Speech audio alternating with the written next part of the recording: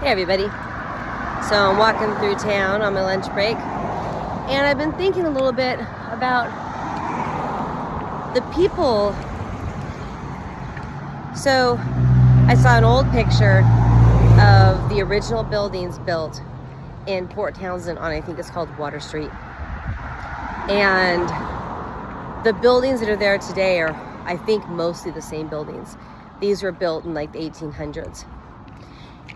And it hit me how much we today really are standing on the shoulders of previous generations who had a much better work ethic and a much greater sense of their responsibility to step up. You know, it's your life, step up, make the most of it, work hard, and achieve something. So, you know, you've got people living in Port Townsend who might be sitting around complaining about let's say the cost of overhead for a business and whining about how much it costs to have to, you know, rent space in town. Well, what if that town didn't exist? What if everything was marshy, you know, wet, boggy land, the ocean's rolling in and trees and this, that, and the other, and you actually have to build the town? There were people who built that town. When they built that town, they weren't wealthy and just waving a magic wand using big, fancy, expensive construction vehicles. You know, they were using horses to pull logs down out of the mountains and on wagons. And, you know, they had much more difficult conditions under which to achieve much greater, more challenging goals. And then we come along and we get to stand on their shoulders and enjoy these buildings and these roads and all this infrastructure that was created. And we're complaining about the cost of basically maintaining the buildings that were built by other people.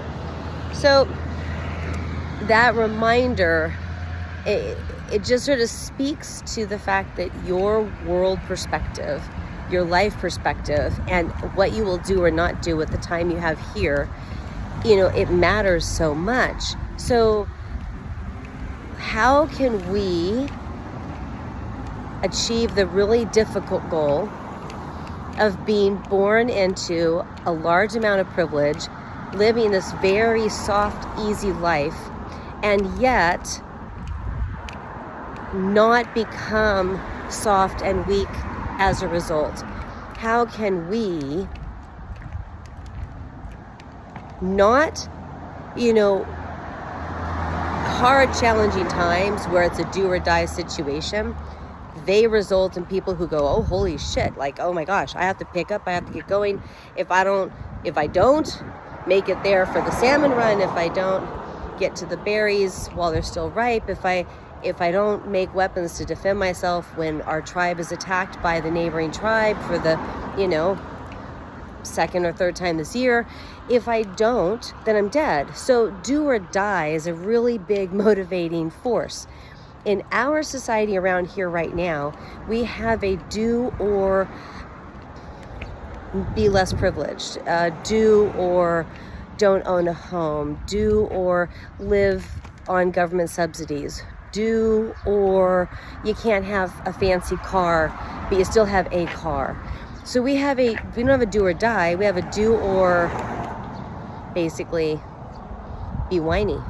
That's not very motivating. So I just want to say that I think we need to first logically understand,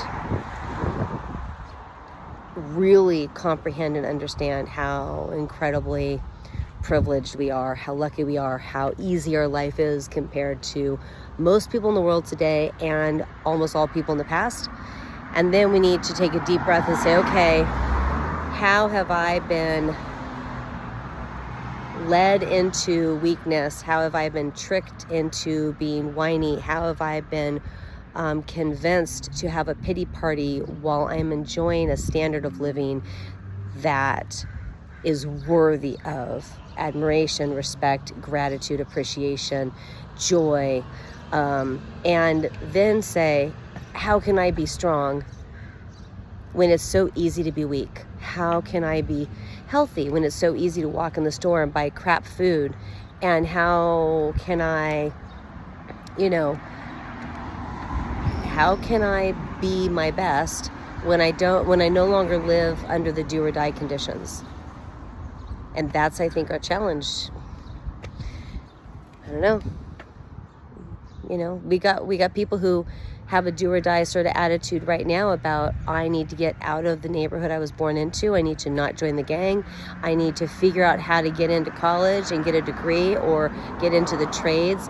And I need to elevate myself. I need to improve on my conditions, and I need to not repeat the mistakes of my parents, and I need to escape a bad neighborhood. And those people, we sometimes see them just popping up places, being super awesome achievers and whatnot, because they felt like they were in a do or die situation. So that's highly motivational. And so what do we do for ourselves, and what can we do for the people who are not privileged to be born into a soft life, but they are the victims of being born into a life where you have so much privilege that you don't have those do or die motivators in your life? That's actually sort of a loss in a way. I think one of the best things in my childhood was that my parents could keep some basic things going, but almost everything else I had to pay for myself, including food. When I was in high school, I was buying 80% of my food, at least at the age of 16. But I didn't see it as a bad thing. I saw it as something that I had a problem. I came up with a solution. I figured it out. I got straight A's while endlessly babysitting, working for free on the weekends at a horse stables, and riding my bike everywhere. And I never felt sorry for myself. And it strengthened me in many ways. So when kids are born into everything's handed to you, that's actually sort of a loss rather than a privilege. All right, thoughts for the day. Bye.